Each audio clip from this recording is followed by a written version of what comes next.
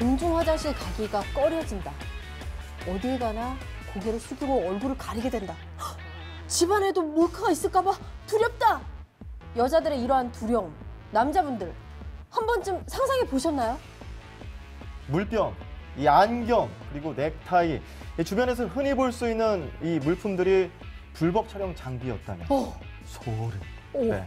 이런 그 날로 지나가는 불법 촬영 장비, 그 끝은 어디일까요? 우리가 알지 못했던 불법 촬영 장비의 실체를 잠시 후 공개합니다.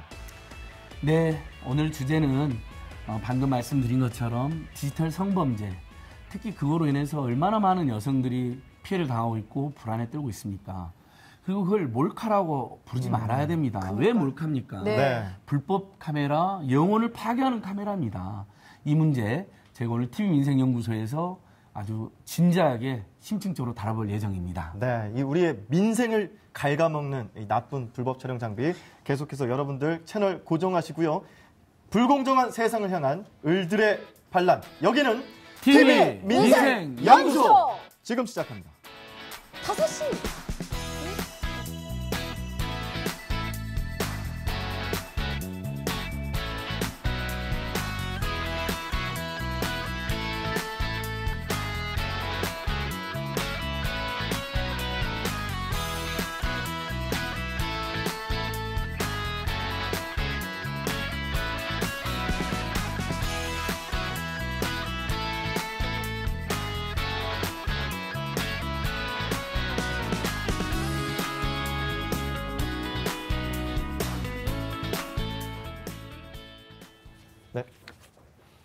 네, TV 민생연구소 문이 활짝 열렸습니다. 어디서 보고 계시죠? TBS TV, TBS 앱, 그리고 유튜브 시민의 방송 TBS를 검색하셔서 보고 계신 거죠? 실시간 채팅도 잊지 마시고 지금 계속해서 이 불법 촬영과 관련된 여러분의 의견을 보내주세요.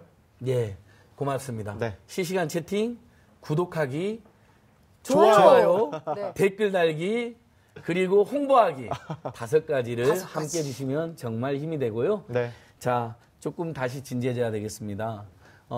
오늘 우리 세월호 추모 광장에 있었던 영정이라든지 추모 천막, 추모 시설들을 이제 5년 세월호 참사 5주년 앞두고 옮기기 시작했다고 하는데요. 예.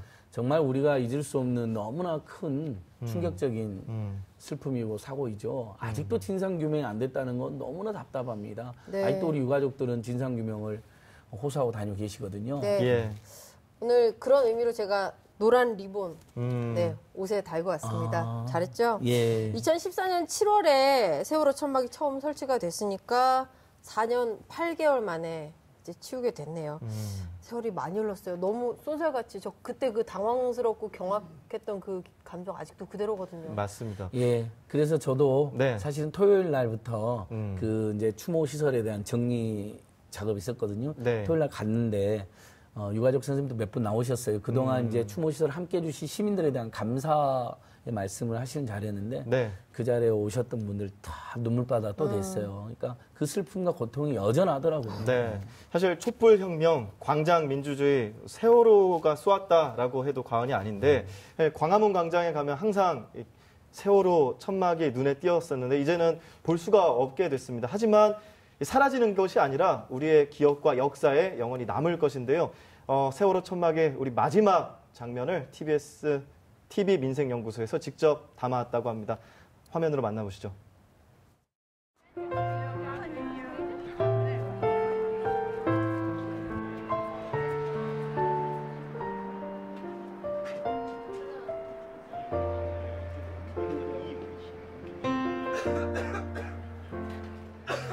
사진 앞에서 울지 마요. 우리가 기억해야 하는 우리나라의 사회적 참사들과 희생들이 잊혀지는 게 굉장히 마음이 아프고 두렵고 그렇습니다. 2015년 4월 일주기를 앞두고 부장들은 설치했습니다. 일주기 추모제를 시청에서 갖고 여기 광화문 분향소에 분양하겠다고 폭탄성에 올리겠다고 했던 이 길이 경찰 처리를 위해서 대응하게 맞습니다. 얘들아, 우리 아들아, 딸아, 이제 가자.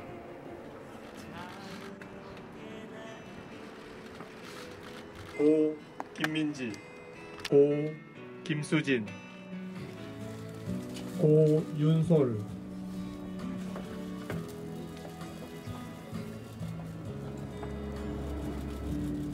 고 이혜경, 나영, 고 박주희,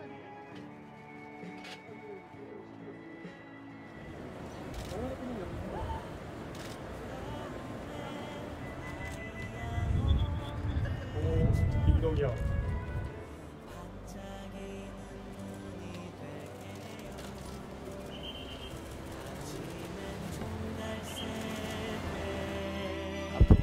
이런 일이 도저히 일어나서는 안 된다는 것을 다시 한번 저도 생각하고 오늘도 동국민들이 함께 했으면 좋겠습니다. 정말 여태까지 저희 아이들 위해서 많이 힘써주시고 싸워주셔서 감사드리고요. 앞으로도 이 일이 잊혀지지 않도록 시민들 함께 해주시고 더욱더 저희랑 같이 손잡고 한 걸음씩 더 나아가 주셨으면 감사하겠습니다. 네, 고맙습니다.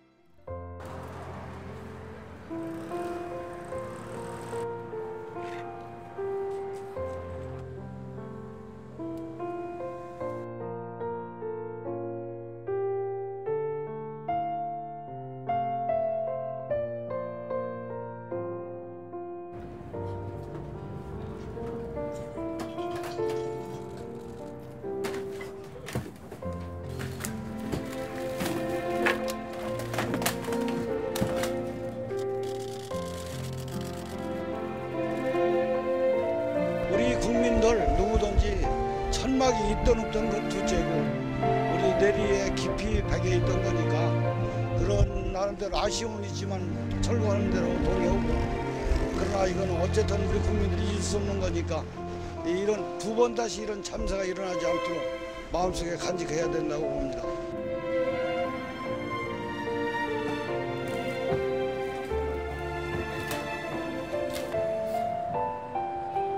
사실 많이 아쉽고 사실 조금 불안한 것도 있어요. 잊혀지지 않을까. 아들의 그 희생이 새로운 희망으로 우리에게 충분한 가치를 가지고 이 광명에 다시 재탄생할 거라 생각을 하고 아들 사랑해. 여전히 엄마랑 함께 파이팅.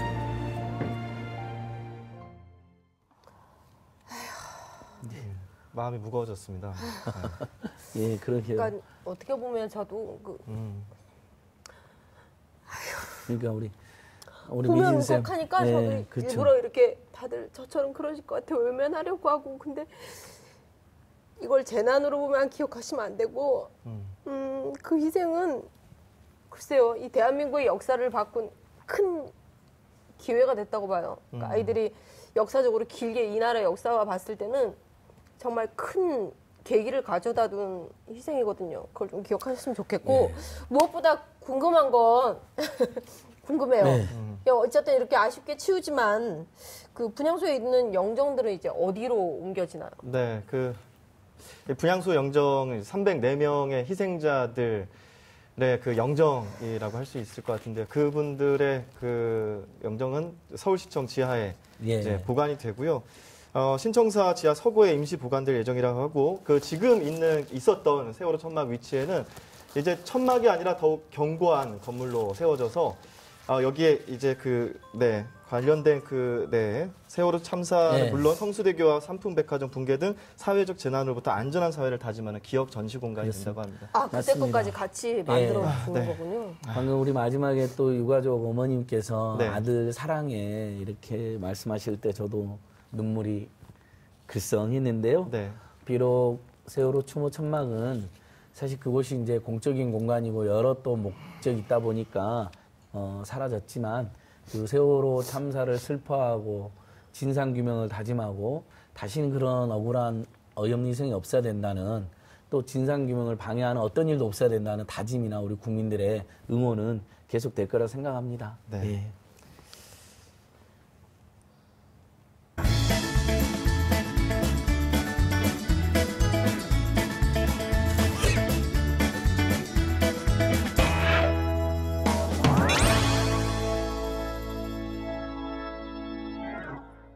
네, 계속해서 오늘 주제 함께 해봐야 될 것 자, 같은데요. 우리가 잠깐 네. 잊고 있었어요. 지금 너무 먹먹해갖고. 자, 네. 오늘 주제가 예, 맞습니다. 디지털 성범죄예요. 정말 아까 말씀하셨지만 몰래카메라, 그렇게 즐거운 몰래카메라가 아니에요. 이거 정말 예. 범죄 카메라, 못된 카메라거든요. 저는 계속 영혼을 파괴하는 카메라다. 영파 카메라다. 영파 이렇게, 카메라. 영혼을 파괴하는 가장 추악하고 나쁜 카메라다. 이렇게 예. 주장해보고 저는 있습니다. 못카라고 하고 싶네요. 네. 자, 그러면 이제 TV 민생연구소 네. 연구하러 들어가 볼까요? 예, 네, 가시죠. 시작하겠습니다. 네. 자, 그러면 오늘 또 민생연구 우리 객원연구원으로 또 초빙한 분을 모셔보도록 하겠습니다. 네. 임방글 변호사 오셨습니다. 어서 오세요. 안녕하세요. 네. 협력연구원 임방글. 예, 네, 고맙습니다. 잘 알고 계시네요. 협력연구원. 변호사님 다른 TV나 라디오에서도 많이 뵀어요. 네. 예, 서울지방 변호사의 일도 하시더라고요. 네네. 그러니까 그 변호사 한 사람으로서도 일하고 서울변호에서도 일도 하고. 네네. 예, 너무 고맙습니다. 그 여성 인권 문제에서도 굉장히 앞장서서 좋은 방송 많이 해주시던데 네. 지금 어쨌든 잠시 제가 세월호 참사 때문에 슬퍼가지고 네. 그 이야기 제대로 소개를 못 드렸는데 죄송하고요.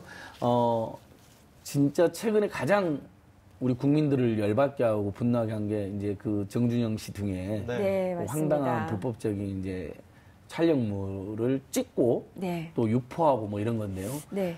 한번 개요를 다시 한번 정리 한번 해주실래요? 정준영 씨의 그 핸드폰에 있는 네. 내용들이 공개가 됐죠. 2015년부터 빅뱅이 이제 전 멤버가 됐습니다. 승리 씨를 포함한 동료 연예인, 지인들 8명이 모인 카카오톡 단체 대화방에서 네. 정준영 씨가 여성들과 그 여성들을 몰래 찍은 촬영물을 촬영하고 그 촬영물을 그대로 유포한 혐의로 지금 조사를 받고 있고요. 12일 날 본인이 외국에서 촬영하다가 들어왔죠. 공항에서 들어온 다음에 바로 본인이 입장문을 냈습니다. 본인이 여성들의 동의 없이 촬영했고 유포했고 이 과정에서 커다란 죄책감 없이 행동했다라고 본인의 혐의를 인정하는 그런 입장문을 발표했고요. 광수대에 한번 공개 소환이 됐죠. 그리고 자택과 차량에 대해서 압수수색도 이루어졌습니다. 17일 밤에는 또 소환돼가지고 5시간 동안 밤샘 조사도 받았거든요. 좀 전에 나온 기사로는 네. 경찰이 구속영장 청구를 신청했다고 합니다. 네. 자, 이 사건 파장이 어마어마합니다. 오늘이죠. 청와대에서 이 관련된 브리핑이 나오기도 했고요. 네. 검경의 어떤 존립과 정말 그 존립을 할 수 있게끔 정말 엄중하게 수사를 하라. 뭐 그런 네. 이야기까지 대통령께서 하셨다고 하는데요. 남성들의 경우에는 지금 현재 이제 워낙 단톡방이라고 해서 이렇게 많이 만연해 있다 보니까 여기에 대해서 좀 폐쇄를 하거나 관리를 들어간 것 같고요. 네. 또 여성분들 안심할 수 없다 해서 이제 뭐 쇼핑몰 같은 데서 불법 촬영물 감시 장비 같은 것들을 뭐 산다고 예. 하는데 계속 보셔왔잖아요. 어떻게 보세요? 근데 이제 모든 남성들이 그러지는 않아요. 네. 실제 일부 카톡방에도 보면 누가 조금 이상한 동영상이나 글 올리면요. 이건 인권 침해고 이래서는 안 된다. 이런 거 하지 마라. 당장 삭제하고 앞으로 올리지 말아라. 마지막 경고다.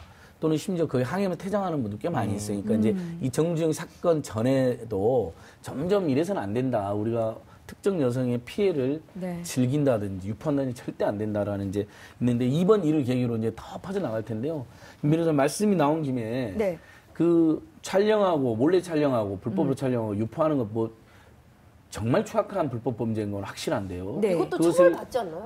그러니까 그것도 당연히 처벌인데 네. 여기서 그걸 또 나르는 사람, 그 다음에 또 같이 본 사람, 이것까지 엄히 처벌로 되는 게 맞는 것 같은데 그거에 대해서 조금 헷갈려하는 것 같아요. 이게 나르는 건 범죄라는 건 아는데 같이 보는 행위, 네. 사실 그것도 엄청난 피해를 어떻게 보면 남의 피해를 즐기는 꼴이 돼버리는 건데 네, 다른 처벌받아야 될 것 같은데. 다른 사람의 신체, 어떤 성적 그 수치심을 불러일으키는 그런 모습들, 그런 것을 몰래 촬영하는 거 네. 당연히 처벌받고요. 네. 그 촬영 그쵸? 당시에는 허락을 받았다 하더라도 유포하는데 허락을 하지 않은 상태라면 그걸 유포했을 경우에도 또 처벌을 받습니다. 그렇죠. 이 네. 영상을 내가 받았는데 다른 사람한테 전달한 것도 처벌 대상입니다. 다 문제는 우선 내가 보기만 한 단계에서 그친 경우. 자, 이런 경우에 처벌을 하는 법률은 아직은 없습니다. 하지만 내가 별 죄의식 없이 그걸 봤다 하더라도 이게 설사 지금 현행법은 법률에서는 처벌되지 않는다 하더라도 이게 결국에는 불법 촬영한 사람들을 도와주는 꼴이 되지 않습니까? 그러네요. 특히 불법 촬영에서 유포로 인해서 돈을 벌려고 하는 사람들에게는 그 사람들에게 돈벌이 역할을 제가 해주고 있는 거예요. 그걸 보는 사람이. 그래서 이걸 보는 것만으로도 성범죄다. 성범죄자에게 도와주는 꼴이 된다라는 지금 그런 캠페인을 벌이고 있고요. 우리가 이거를 나는 보기만 했으니까 죄가 아니야 이렇게 생각하실 게 아니라 그로 인해서 정말 이 피해자는 정말 씻을 수 없는 상처를 입고 있다라는 거. 나도 성범죄자의 어떻게 한 몫으로 도와주고 있다라는 점, 이런 점들을 생각하신다면 최소한 이 성범죄물이 유포되는 건 어느 정도 막을 수 있지 않을까 싶습니다. 그러니까 그때 저번에 그 양진호 씨 그 갑질 황당 엽기행각 때 웹하드에 계속 그런 걸 올리는데 불법 촬영물을 그걸 봐주는 사람들이 있고 돈을 내는 사람들이 있으니까 그러니까 그걸로 수요가 그게 있으니까 하는 있고 거잖아요. 그걸로 떼돈을 심지어는 떼돈을 벌었다는 거 아니에요? 네. 그러니까 방금 임 변호사님께서 그거 보는 행위가 사실상 바로 처벌 규정 없다 하더라도 범죄를 오히려 부추기고 그렇죠. 공범이 된 행위라는 점을 맞습니다. 정확히 짚어주신 것 같아요. 그건 정말 맞는 것 같습니다. 궁금합니다. 예. 네. 또 궁금해요. 이게 이제 퍼지기 시작하면 삭제하기도 어렵다고 들었어요. 이게 뭐 온라인상에 퍼지는 건 뭐 어떻게 막을 수가 없잖아요. 근데 가장 정말 막말로 열받는 게 뭐냐면 이 피해자분들이 대부분 85%가 다 아는 사람, 다 여성이고요. 또 아는 사람한테 그런 수치스러운 일을 당했다는 거예요. 이런 디지털 성범죄 어떤 상황에서 어떤 방식으로 보통 이루어지나요? 네, 말씀하신 통계상으로. 것처럼 우선 불법 촬영 유포자의 피해자는 85% 여성이 압도적으로 많습니다. 네. 그러면 누가 과연 이걸 찍느냐 보면은요. 4명 중에 3명 걸로 나를 몰래 찍은 사람은 내가 아는 지인이거나 아니면 배우자, 연인입니다. 주로 이제 배우자, 연인 서로 아는 친한 관계일 때 이런 영상을 찍었다가 헤어진 이후에 이것을 유포하는 네. 경우도 종종 있고요. 말씀하신 것처럼 이거 한번 유포되면 피해자는 이걸 삭제하기가 굉장히 쉽지 않습니다. 완전히 삭제하기가. 왜냐하면 뭐 어떤 사이트나 웹사이트나 이런 데서 올라온 것은 삭제 신청을 할 수 있지만 개인 간에 서로 오가는 SNS에 상에서 오가는 것이라든지 개인이 보관하고 있는 것이라든지 이런 거는 갖고 있는지조차를 모르잖아요. 네. 그렇기 때문에 한 번 피해를 입으면 피해자가 입는 그런 상처는 그러니까 굉장히 네. 크죠. 저도 유포를 막고 삭제하는 건 이미 늦었다고 생각을 해요. 네. 아예 촬영 단계에 완벽히 근절해야 된다고 생각하는 게 뭐 수도 없는 카톡방 이런 데 보면 꼭 이런 그 불법 촬영물 말고 그러니까 예를 들면 누가 실수로 술김에 뭔 이야기를 하나 올려놨는데 그것도 막 사방팔방 퍼져나가는 거 많이 봤거든요. 네. 막 본인은 지워달라고 막 애걸복고 그래 제가 술김에 실수했다는데 이미 다 퍼져 있더라고요. 아이고. 카톡방에. 이 전파 속도가 근데 정말 그 이른바 어마어마하죠. 불법 촬영 동영상은 막 관음증까지 야기시키면서 더 퍼지잖아요. 그렇죠. 네. 사람이 그러니까 궁금한 그 본능이 있잖아요. 근본은 못 찍게 하는 겁니다. 맞아요. 네. 그렇죠. 그런데요. 저는 그런 생각을 해요. 못 찍게 하는 게 정말 쉽지 않습니다. 그러니까 쉽지 이 특히 불법 촬영물은 사전 예방이 거의 불가능하다고 보시면 돼요. 나도 언젠간 피해자가 될 수 있고 왜냐면 몰래 찍는 것이니까. 몰래 찍니까. 불안해. 네. 근데 이제 아까도 그래프에 잠깐 나왔는데 피해자의 85%가 여성이에요. 여성. 네. 그러니까 여성을 상대로 하는 범죄라는 게 좀 분명해 보이는데요. 네. 과연 이 불법 촬영 장비 여러분은 어떤 것들이 불법 촬영 장비인지 보시면 아시겠습니까? 얼만큼 이 진흥화되고 있는지 화면을 통해 한번 보시면 충격적이실 겁니다. 함께 보시죠. 안녕하세요. 민생연구원 개그우먼 김진주입니다. 최근 연예계 불법 촬영 논란으로 수많은 여성분들이 내 주변에도 불법 카메라가 있는 게 아닐까? 라면서 불안에 떨고 있는데요. 불법 촬영 정말 막을 방법이 없는 걸까요? 제가 도와드리겠습니다. 저만 따라오세요. 고고고!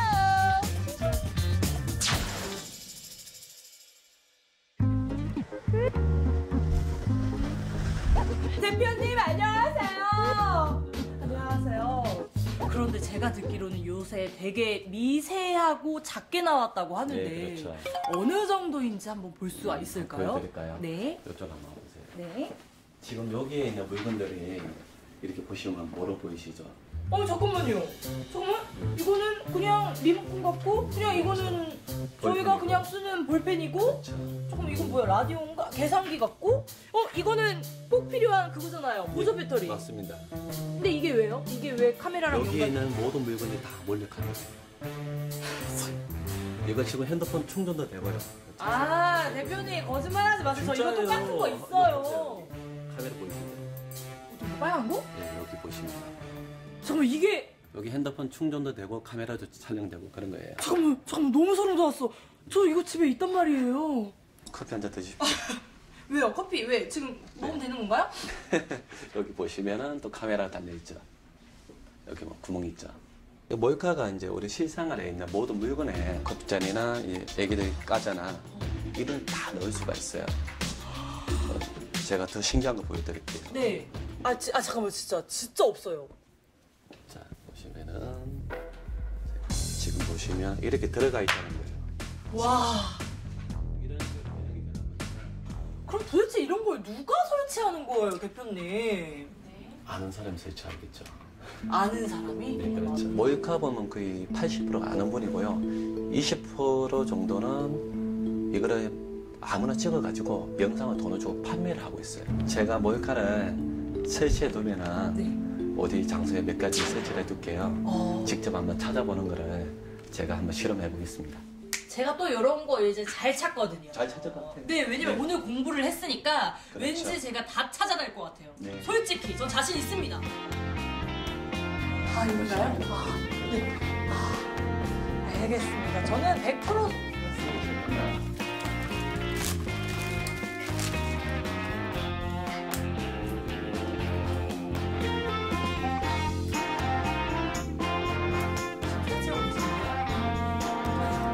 아이고, 이래봤자 다 찾을 텐데. 아이고, 제가 진짜 매일이거든요. 하셨나요? 네. 뭘 그렇게 오래 걸리셨어요? 바로 찾을 텐데. 지금부터 30분 시간을 줄 테니까 알겠습니다. 30분이요? 네, 시간 내겠습니다. 네, 밥 드시고 오세요. 제가 다 찾아뵙겠습니다.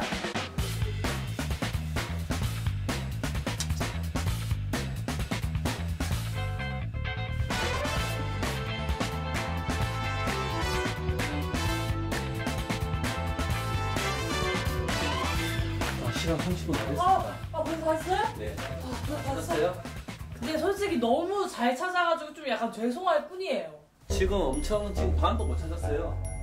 못하는 포인트를 알려드릴게요.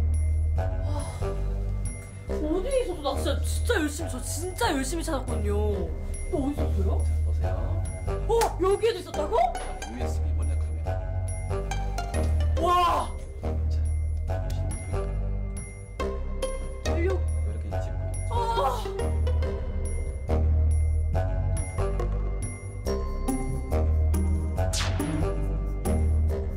제가 분명히 공부를 하고 왔는데도 많이 못 찾았잖아요. 네. 몰카 찾는 걸 너무 어렵게 생각할 필요가 없어요. 지금 이제 이 핸드폰 하나만 있으면은 네. 그리고 셀럽한지 요 두 개만 있으면은 모든 몰카 다 찾을 수가 있어요. 이걸로 불법 카메라를 다 찾을 수 네, 있다고요? 가능합니다. 어떻게 그러지? 제가 그 방법을 좀 알려드릴게요. 네. 뒤쪽에 카메라하고 플래시 쪽을 두 군데 다 덮어주셔야 돼요. 이렇게. 네. 오 빨갛게 나온다 이렇게. 그리고 플래시를 수동으로 켜주셔야 돼요. 이런 식으로 몰카가 있을 경우에는 핸드폰 액션 화면에 반짝반짝한 가연점이 보입니다. 저는 아예 이걸로 안경을 만들고 다니네요. 좀 어울리지 않아요? 가능. 약간 잘 어울리죠. 저는 이제 이 안경을 쓰고 다니겠습니다. 몰카를 피할 수 있는 방법은 없습니다. 무조건 의심하고 확인하고 그리고 셀럽판지나 핸드폰을 이용해서 몰카를 찾아내고 이게 가장 최선의 방법입니다. 불법 카메라 근절! 네. 엄청나네요. 저 이쯤에서 성대모사 하나 해도 돼요? 예. 네. 집안에 카메라가 있는지 없는지 의심하고 또 의심하십시오, 아버님. 아무도 모르는 거예요? 네. 쌩님 좀 했는데. 집안에 불법 카메라를 감시하는 장비를 들이셔야 합니다. 맞습니다. 어머님. 네. 셀럽판지 안 하면 가능하네요. 네, 신기하네요. 그러니까 참 우리 너무 심각하다. 정말 어떤 그 불법 장비들이 있는지 네. 저희가 또 그림으로 좀 설명을 해드릴게요. 네네. 웨어러블 몰카라고 하는데요. 네. 몰카가 이제 불법 촬영 장비죠. 모자를 활용한 게 있고요. 네. 넥타이에도 저렇게 넣을 수 있다고 하고요. 넥타이. 단추에 구멍 있지 않습니까? 거기에 카메라를 넣는 방식. 안경 뭐 유명하죠. 그리고 네. 벨트, 물병, 보온병 이렇게 웨어러블 장비를 통해서 불법 촬영을 할 수 있다고 하네요. 아니 이거 뭐 영화에서만 보던 게 첩보 영화에서만 진짜 보던 게 그쵸? 뭐 미션 임파서블 이런 거 나오는 건데 잠깐 네, 그래서 네. 궁금합니다. 이게 또 궁금해요. 아니 저런 걸 실제로 지금 만들고 팔고 있다는 얘기 아니에요? 그러니까 네. 파니까 산 거 아니에요? 맞습니다. 파니까 달고. 아니, 이거 만들고 파는 거 자체가 불법 아닌가요? 이거 허락해 주는 거예요? 예, 지금 저런 그 변형된 저런 초소형 카메라를 수입하고 판매하는 데 있어서 규제하는 법률은 없습니다. 또 없어요? 네, 그래서 정부가 이제 이렇게 판매하는 사람, 수입하는 사람을 등록제를 도입해서 유통 경로를 보겠다고 하고 있는데 그것만으로 몰래카메라가 근절될까요? 왜냐하면 몰래카메라 이거 누가 찍었는지 확인이 우선 안 된다는 게 또 하나 있고 네. 또 하나는 이거 외에도 우리가 흔히 갖고 있는 휴대폰으로도 촬영이 이미 가능하잖아요. 그렇기 때문에 요거 규제만으로는 좀 몰래카메라 아마 줄이는데 많이 기여를 할 것 같지는 않습니다. 근데 저는 임 변호사님 설명 이제 고맙긴 한데 그런 생각이 드네요. 우리나라가 무슨 007의 나라도 아니고 미션 임파서블의 나라도 그러니까요. 아닌데 왜 저렇게 많이 팔릴까?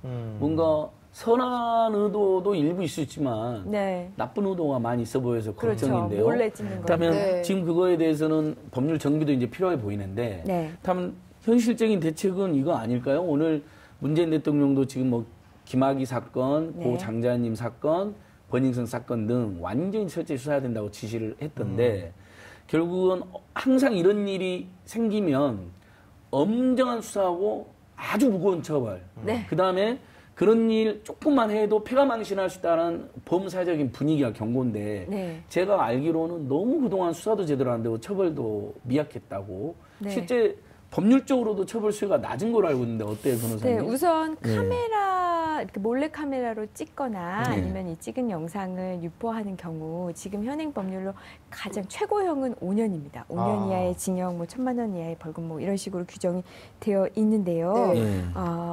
문제는 실제 처벌된 거를 보면은요, 거의 80%가 벌금이나 집행유예입니다. 실형 선고율이 한 10% 정도밖에 되지 않아요. 네. 이걸 무슨 결정하는 기준은 이걸 왜 이렇게 찍게 된 경위라든지 얼마 동안 기간 동안 찍었는지 그런 구체적인 행위 태양도 볼 테고요. 피해가 얼마나 많은 사람에게 유포되는지 이런 거를 다 볼 텐데 실제적으로 이게 찍히고 한 사람에게만 유포됐다 하더라도 피해자가 받는 피해는 엄청나거든요. 네. 그 피해에 비해서는 너무 처벌의 강도가 낮다고 볼 수밖에 아니, 그러니까 없어요. 제가 계속 말씀드린 게 영혼이 파괴되고 네. 그다음에 하루 종일 365일 불안하고 찝찝하잖아요, 사람이라는 게. 사회활동도 잘 못하세요. 네, 그런데 그렇죠. 5년 이하 징역 1,000만 원 이하의 벌금? 너무 약하네요. 우리나라 가볍기로 유명하죠. 미국에서 한 100년 나올 게 우리나라에서 한 몇 년밖에 안 나오니까요. 네.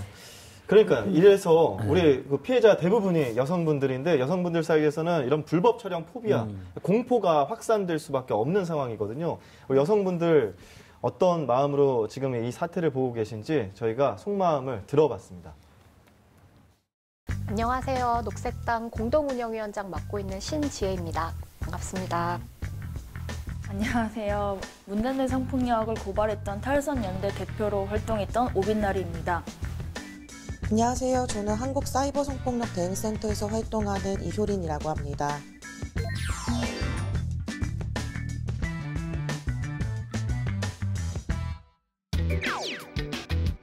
저는 오늘 이 주제에 대해서 라디오를 하나 방송을 하고 왔었는데 거기 같이 있었던 이제 젊은 남성 패널이 무슨 얘기를 하셨냐면 승리나 정준영 같은 경우에는 아주 특이한 케이스다. 그러니까 예를 들어서 클럽에 그렇게 그 마약을 투약하면서 성매매 알선 같은 것들을 하는 클럽 자체에 드나드는 사람 자체가 별로 없고 정준영 같은 경우에도 아예 성관계 동영상을 공유했는데 과연 일상적으로 이런 사람이 얼마나 있냐 뭐 이런 얘기를 하시더라고요. 기본적으로 이런 문제가 터지면 그 남성 시민분들이라고 하시는 대상들이 그 집단들이 가해자에 먼저 이입을 한다는 느낌을 되게 많이 받아요. 그러니까 나랑 친구랑 장난치다가 운 없게 걸린 케이스 정도로 공감을 먼저 하는 것 같아요. 늘상 이런 문제들이 있을 때마다 항상 그 피해 영상이 무엇인지 찾아다니잖아요. 물론 피해 영상인 건 알겠지만 그럼에도 나는 보겠다라는 의지 표현이라고 생각하고 실제로 이런 피해를 경험한 여성이 예를 들어 죽었다라고 했을 때 멈춰야 되는 거잖아요. 아, 이게 이렇게까지 죽음에 이를 만큼 고통스럽고 폭력적인 것이구나라는 걸 인지했다면 멈춰야 되는데 오히려 그 촬영물이 유작이라는 이름으로 더 많이 소비되고 있고 마치 전설처럼 내려오는 하나의 시리즈물처럼 사용되고 있잖아요. 저 같은 경우는 그 알바 같이 하다가 만난 남자애가 있었는데 페이스북 페이지에 보면 뭐 그런 몰카 동영상을 올리는 페이지가 있었어요. 근데 보면은 다 성추행 그 모습들인데 그거를 버젓이 공개하는 사람들이 되게 많았거든요. 이런 일이 있더라. 클럽 가면 이런 일이 있더라. 클럽 가는 여자들 다 이렇게 되더라. 라는 식으로 멘트를 붙이면서 그걸 유머로 소비하더라고요. 저는 그 언젠가 한번 밤 11시쯤에 제가 예전에 그 친하게 지내던 그 남성 친구한테 연락이 왔어요. 갑자기 제 동생 안부를 묻는 거예요. 제가 여동생이 하나 있는데 2살 차이 나는. 그래서 자기가 무슨 사이트에서 제 여동생을 본 것 같은데 이걸 한번 확인해봐라. 이게 그 사람인지. 그래서 제가 너무 놀라서 동생한테 말하지 않고 혼자 가서 이제 사이트를 봤는데 제가 이제 언니로서 알 수 있는 특성이 있잖아요. 네. 제목은 제 여동생의 이름이랑 똑같았는데 그냥 다행히도 이제 제 언니니까 다행히도 제 여동생은 아니었어요. 제가 그때 그걸 겪으면서 이게 너무 끔찍하다고 생각하고 실제로 그 피해를 당한 여성들은 너무 크나큰 고통을 받겠구나라는 생각이 들었어요.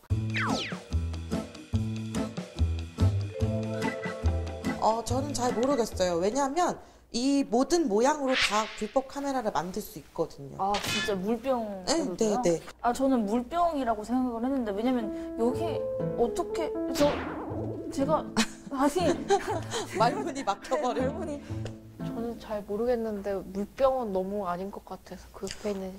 물병 있어요. 물병 이거 몇 년 전에 진선미 의원이 어떤 자리였어 토론회였었나?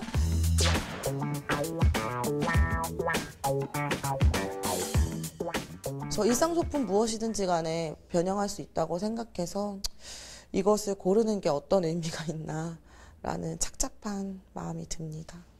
그래서 정답은 뭔가요? 정답은 다예요. 그죠? 그쵸.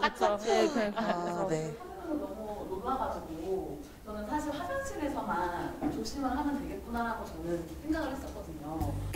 제가 아는 친구는 아예 그냥 이렇게 하고 소변을 봐요. 왜냐면 어디서 찍힐지 알 수 없고. 맞아요. 머리에 검은 봉지 쓰고 화장실을 가라가잖아. 진짜. 누구인지 특정되지 않게 하려. 찍어도 되니까 근데 대신 나인지만 묻게 해라. 이런 거. 저는 근데 진짜 불안한 거는 제가 그냥 그거를 찍히는 것 자체가 불안하다기보다는 그게 유출돼서 사람들이 근데 내 편을 들어주지 않고 오히려 내가 수치당한 사람으로 여겨질 게 더 불안해요. 그런 일이 딱 터졌을 때 내 편을 들어주고 내가 피해자로서 오로지 권리를 보장받고 내 일상을 보장받을 수 있다는 신뢰가 없어서 불안한 거죠. 맞아요. 이 맥락에서 모든 여성이 불안해한다고 생각해요. 그쵸. 언제든지 찍힐 수 있는 위험이 있는데 찍히는 걸 느끼지를 못하잖아요. 맞아요. 유포되는 것도 느낄 수가 없고 당연히 인지하지 못한 채 발생할 수 있다는 두려움이 당연히 생긴다고 생각합니다. 실제로 정준영 사건 되자마자 몰카 피해자 이게 실시간 검색으로 올라오는 나라인데 어떻게 남일 갖고 불안하지 않을 수가 있겠어요. 나도 적골날 수 있다라는 생각이 들 텐데. 이게 개정된 거고 원래는 더 낮았었어요. 늘 생각하는 게 피해자의 고통만큼 처벌할 수 있는가? 그럼 뭐 죽어야지 않나? 사형 아닌가? 그죠? 피해자의 고통만큼 처벌을 할 수 있는 방법은 존재하지 않는 것 같아요, 애초에. 저도 이걸 완전 공감하는 게 아까 하려니까 이거였거든요. 저는 실제로 5년 집행형을 받은 케이스가 제가 알기로는 없거든요. 이게 진짜 형량의 문제인지 애초에 그게 진짜 오히려 보여주기처럼 느껴지지 않을지. 작년에 법사위가 처리해야 될 미투 법안들이 굉장히 많았는데 특히 뭐 디지털 성폭력 관련해서 굉장히 사이버 성폭력 관련해서 굉장히 많았는데 법사위 회의록을 보면 의원들이 이런 얘기를 해요. 셀카가 뭐예요? 맞아요. 셀카를 모르시는 분들이 당연히 유포가 뭔지도 모르시고 촬영 불법 촬영이 뭔지 모르시겠죠. 근데 거기 계신 그분들이 60대, 50대 분들이 전혀 아무런 상황 인식도 안 된 상태에서 미투 법안이 필요하냐 안 필요하냐 이게 셀카 자기가 올린 걸까 유포한 게 뭐가 문제냐 자기가 올렸는데 뭐 이런 얘기를 하고 계신 것 자체가 답답한 상황인 것이죠. 진짜 저 회의록 저도 봤어요. 회의록 봤는데 진짜 그렇게 써 있어요. 셀카? 셀카가 뭐야? 이렇게 써 있는 거예요. 회의록에. 셀카가 어떻게 유포돼? 막 이렇게. 그래서 솔직히 그런 남성들, 중년 남성들이 성관계 영상에 불법 촬영 당해가지고 유포될 일이 없잖아요. 사실 없지 않나요? 뭐 유포돼도 누가 보겠어요? 그걸 소비하는 남성 집단들이 그런 걸 보겠냐고요. 그러니까 본인에게 당사자성이 없다는 거죠. 나에게 전혀 일어날 수 없는 일이니까 상상도 못하고.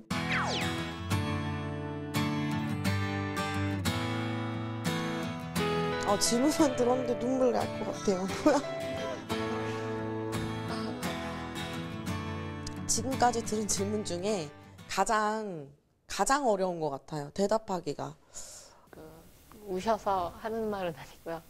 저는 대한민국에서 여성으로 사는 일이란 눈물 나는 일이라고 생각해요. 불법 촬영물, 여성을 대상으로 한 폭력, 뭐 성폭력, 뭐 여성 혐오, 이 다양한 이 요인들이 여성 개인의 삶에 너무 심각한 상처를 입혔던 거죠. 그런 걸 공유하면서 눈물이 날 수밖에 없더라고요.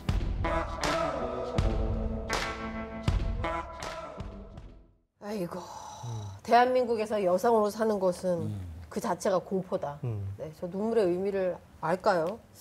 남자들은 잘 이해를 못하실 것 같은데 그래도 여기 계신 분들은 다 이해를 하리라 믿습니다. 아니, 네. 우리 시청자들 중에도 이제는 여성들이 안전한 사회가 돼야 된다. 네. 무슨 그 통계도 있잖아요. 남녀 간에 불안하다는 비율 차이가 확 나던데요. 네네. 예, 여성들이 50% 예, 나오네요. 표가 나오네요. 예, 남성들은 37%. 그러니까 네. 똑같이 우리 사회가 예를 들면 재앙이 나면 둘 다 다치는 건데 네. 여성의 비율이 훨씬 높은 건 이유가 있는 거잖아요. 불안감이 큰 거네요. 그런 사회적인 폭력이나 불법 카메라 이런 피해가 너무 크니까 그런 것이죠. 아니, 내 여동생이고 내 엄마나 내 동생, 뭐 친구일 수도 있는데 왜 그럴까요? 그렇죠? 네, 그러게요. 네. 자, 그래서 지금 뭔가를 네. 준비하고 계신데요. 그래서 경고를 준비하고 계신 건가요? 네, 최근 SNS에 이 경고장이 엄청나게 공유되고 있다고 합니다. 얼핏 보면 그 주차 위반 스티커 같은데 네. 우리 안 소장님이 자주 붙이는 주차 위반 스티커 같지만 잘 보십시오. 예. 경고장.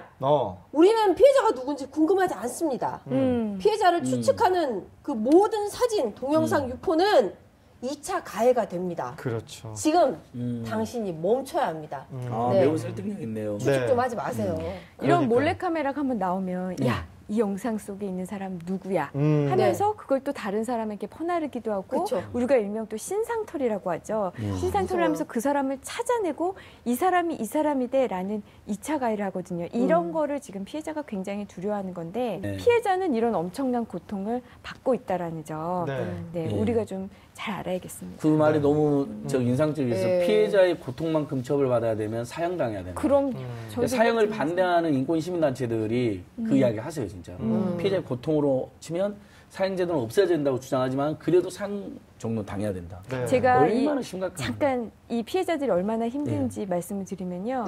이분들이 고소를 하는 단계부터 굉장히 힘듭니다. 그러니까 뒤에 뭐 이렇게 내 신상이 공개되고 이런 건 두 번째 문제고요. 고소하는 단계부터 힘들어요. 왜냐하면 본인이 나온 영상물을 캡처해서 제출해야 되거든요. 그 영상물을 못 봅니다, 본인이.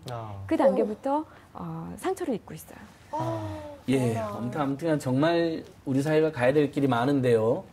이번 일을 계기로 저는 정부나 지자체 대책이 엄청 강화돼야 된다고 아까부터 계속 말씀드리고 2차 가해, 저 이거 다시 한번 보여드리고 싶어요. 이거 너무 좋네요. 혹시라도 부주의하게 우리 2차 가해자 절대 되지 말자.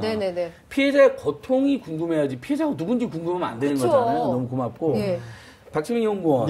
그 제가 정부 지자체 계속 대책 촉구하는데 예. 서울시에서 무슨 통계 하나 나왔죠. 서울시에서 네. 불안한 지하철 뭐 이런 통계도 나오고 대책도 나오고 있다면서요. 네, 예. 그러니까 이게 불법 촬영이라는 게 사생활, 그러니까 사적인 공간뿐만 아니라 공공장소에서도 펼쳐진다는 게 네. 그게 많은 여성분들이 지하철에서 어떻게 그런 짓을 하나요? 나중에. 불안해하는 뭐 그런 네. 요소일 텐데 한번 보시면은요, 2015년, 2016년, 2017년 통계가 있는데.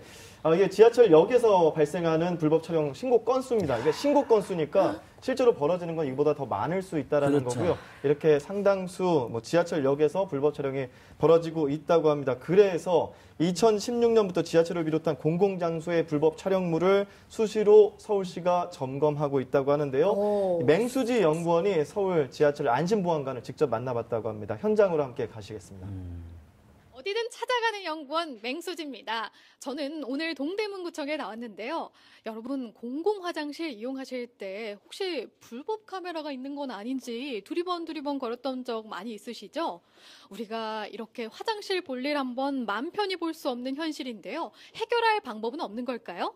그래서 서울시는 2016년부터 불법 촬영 점검을 위한 안심보안관 제도를 운영하고 있다고 하는데요. 그럼 자세한 이야기 염시훈 안심보안관과 함께 나눠보도록 하겠습니다. 안녕하십니까. 네, 안심보안관 안녕하세요. 염시훈입니다. 네, 안심보안관 네. 이름만 들어도 든든한데요. 네. 어떤 역할을 하시는 건지 구체적으로 설명 네. 부탁드리겠습니다. 안심보안관은 다중이용시설에 대한 불법 촬영, 장비 설치 여부에 대한 점검이 가장 주된 업무가 되고 있습니다. 그리고 또 하나는 사전 범죄 예방 홍보 및 사회적 인식 개선을 위한 4개구 합동 캠페인을 매월 2회 실시하고 있습니다. 이 4개구는 인접 4개구인데 동대문구, 성동구, 광진구, 중랑구가 되겠습니다. 그래서 합동 캠페인으로서 많은 시민들에게 사회적 인식을 제고하고 있습니다. 네, 그렇군요. 그리고 지금 손에 장비를 들고 계시는데요. 이 장비로 실제로 점검을 하시는 거죠? 네, 맞습니다. 그러면 오늘 한번 직접 보여주실 수 있을까요? 네, 그러겠습니다. 저희 안심보안관이 사용하는 장비는 전자파 탐지기와 적외선 탐지기입니다. 이 두 장비를 사용하는 법을 보여드리겠습니다. 네, 서울시 안심보안관은 2인 1조로 운영이 된다고 하는데요. 오늘 두 분과 함께 직접 시연해 보도록 하겠습니다.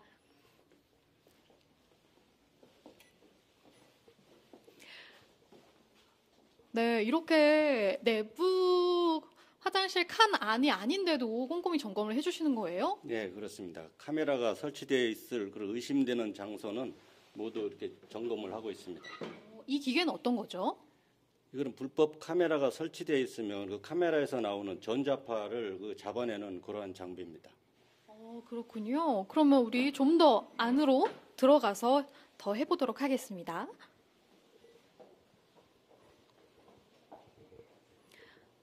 네, 지금 이렇게 유아용 의자 점검을 해주시고 계시고요.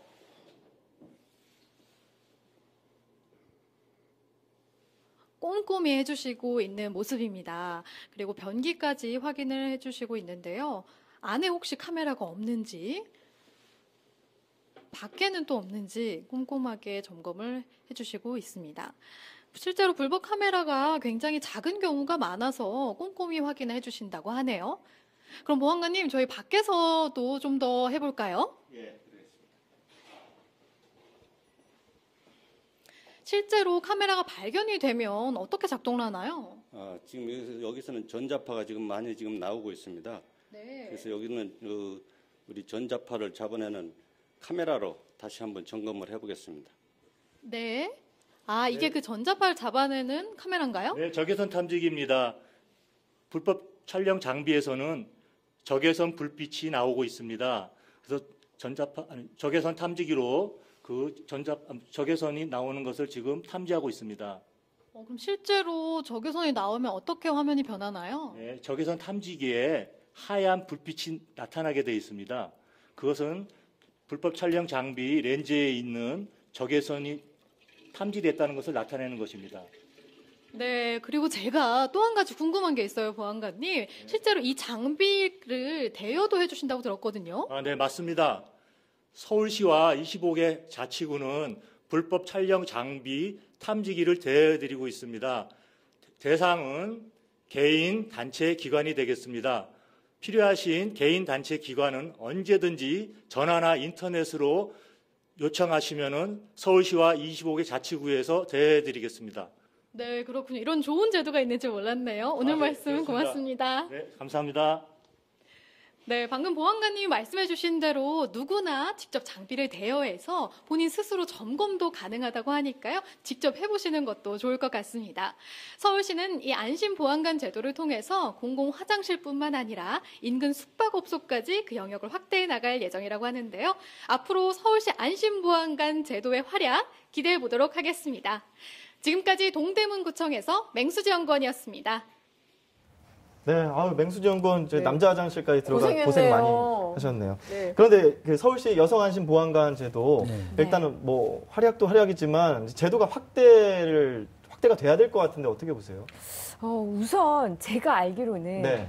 저 보안관이 적발한 그런 몰래카메라가 많지 않다고 들었어요. 그러니까 지금 우리가 이 사건 수는 점점점 늘어가는 거에 비해서 그러니까 실질적으로 성과는 그렇게 많지 않다라는 점에서 어떻게 하면은 더 적발을 잘 할 수 있는지 이 부분도 하나 논의돼야 될 것 같고요. 네. 또 하나는 그게 된다면 지금은 공공 화장실 위주로 다니고 계시거든요. 그런데 우리가 그냥 일반 상가에도 이렇게 그 민간 화장실 같은 데도 있잖아요. 이용하잖아요. 그런 곳에는 물론 전부 다 파견할 수 없다 하더라도 그곳에서 요청을 할 경우 왜냐하면 장문 장비가 없으니까 우리 화장실도 한번 검사해 주세요라고 했을 때 적극적으로 나가서 그걸 검사해 줄 수 있는 이런 그런 시스템까지 갖추면 좀 더 좋을 것 같습니다. 맞는 말씀인 것 같아요. 저도 일반 상가가 더 불안하던데요. 뭐 제가 꼭 불안함을 느낄 때도 있지만 예를 들면 저랑 같이 가는 어떤 여성들이나 따님들 생각하면 일반 상가가 막 흐름하고 뭔가 있을 것 같은 느낌이 그때 많잖아요. 그리고 그 건물의 관리자가 공공이 아니라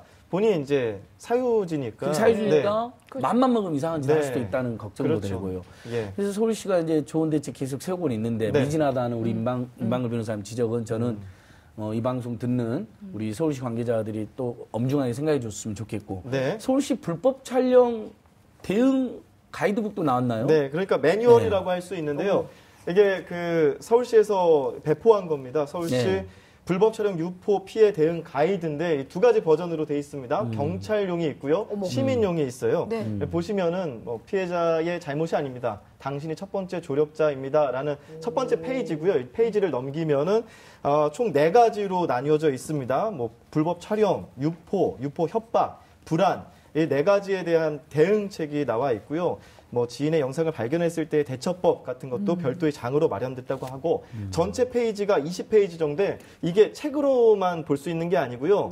온라인에서 PDF 파일로 되어 있으니까 다운받아서 보시면은 그냥 스마트폰에서도 다운받을 수 있습니다. 이렇게 넘겨보시면서 이제 그 정보를 보시면 될 것 같아요. 네, 아니 저도 어디 가면 막 두리번거려요, 솔직히. 근데 뭐 제가 이렇게 한다고 찾아낼 수 있는 것도 아니라 그게 안타까운데 혹시라도 디지털 성폭력을 당했다. 그러면 정말 어떻게 대처해야 될지 막 정말 혼란스러울 것 같거든요. 네. 우리 임방글 연구원이 현명한 방법을 좀 알려주세요. 우선 크게 2가지로 나뉠 수 있을 텐데요. 하나는 신고를 해야 되고 하나는 삭제 요청을 해야 됩니다. 그런데 이 두 가지 다 두 가지 다 여성이 자신의 피해 사실을 찾아내는 게 굉장히 어려운 점이 있어요. 그런데 이걸 도와줄 만한 기관들이 굉장히 많거든요. 예를 들어서 뭐 여성 긴급 전화 1366에다가 요청을 하시면요. 그런 부분을 대신 다 해주고요. 또 하나는 내가 우리 디지털 장의사라는 거 고용해가지고 퍼져 있는 것들 다 삭제하는 그런 거 하잖아요. 근데 그게 비용이 상당해요. 그게 월 200만 원 정도 드는데 이게 최소한 3개월 정도는 해야 되거든요. 그런데 이것도 여가부에서 지원이 들어가서요. 여가부에서 먼저 이거를 부담을 하고 나중에 가해자에게 구상금을 청구하는 제도도 도입됐다고 했으니까 이런 점도 적극적으로 알아보시고 대처하시면 좋겠습니다. 1366. 일단 1366 혹시라도 피해를 겪으시면. 그리고 디지털 장의사. 근데 임 변호사님 오늘 나와주셔가지고 좋은 말씀 너무 감사하고 저희 방송에도 많은 자극이 됐습니다. 제가 정말 고통받는 여성들 불안하지 않도록 끝까지 열심히 해야 될 것 같습니다. 김민진 연구원 마지막 소감 짧게 해주신다면. 너희들이 우리를 보면 우리도 너희를 쳐다볼 거야. 잊지 마. 무섭죠? 이렇게 겁을 좀 줘야겠어요. 보는 것도 범죄다. 불법 촬영은 보는 것도 범죄다. 가만히 있지 않겠다. 정말 우리 TV 민생연구소 항상 이게 민생에 집중하고 있는데요. 불법 촬영, 민생을 갉아먹는 겁니다. 우리 사회에서 삭제시켜야 될 것 같습니다. 좋습니다. 불공정한 세상을 향한 을들의 반란. 여기는 TV 민생연구소였습니다. 내일 뵙겠습니다. 감사합니다. 임방글 연구원 수고하셨습니다. 고맙습니다.